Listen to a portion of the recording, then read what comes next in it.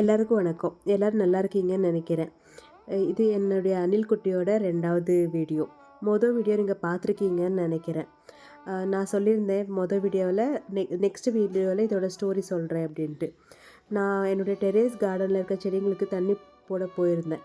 So தண்ணி ஊற்றிட்டு இருக்கும்போது ஒரு அழுகை சத்தம்.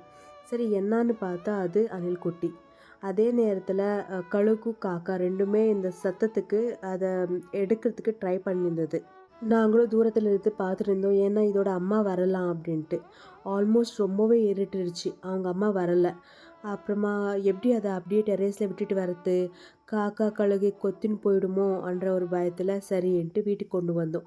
கொண்டு வந்த பிறகு இப்படி எப்படி ஃபீட் பண்ண வைக்கிறது? ஓகே, ஹாஸ்பிட்டல் கொண்டு போனோம், பெட் ஷாப்புக்கு கொண்டு போனோம். ஆனால் அவங்க வெறும் கேட்டு டாகை மட்டும் தான் பார்ப்போன்னு சொல்லிட்டாங்க.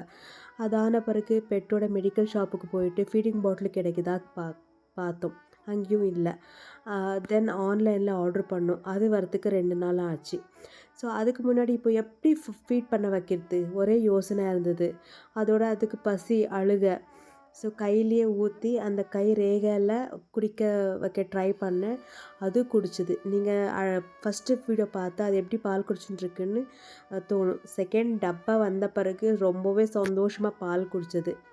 ஸோ கீப் வாட்சிங் மை வீடியோ. இன்னும் அடுத்தடுத்து வர்ற வீடியோஸில் என்னுடைய அணில் குட்டி எவ்வளோ நல்லா லைக் ப்ளே பண்ணுது, எல்லோரோட விளையாடுது, எவ்வளோ நாட்டியாக இருக்குது, அந்த ஸ்டோரிஸ் எல்லாம் போடுறேன். எனக்கு இந்த அணில் குட்டி கிடைக்கும்போது கண்ணு கூட திறக்கலை அணில் குட்டி.